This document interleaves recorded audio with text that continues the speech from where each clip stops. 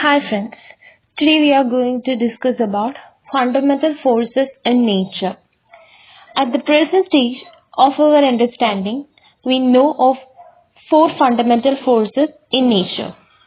The first one is gravitational force, second, electromagnetic force, third, strong nuclear force, fourth, weak nuclear force.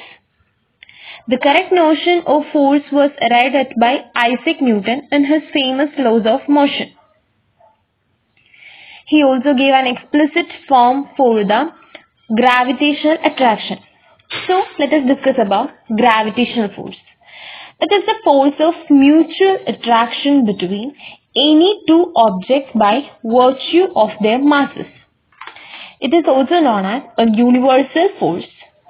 All objects on the earth, for example, experience force of gravity due to earth.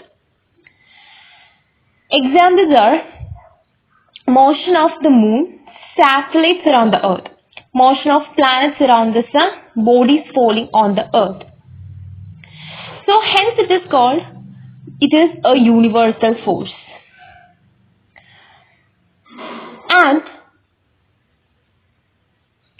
it plays a key role in formation and evolution of stars, galaxies and galactic clusters.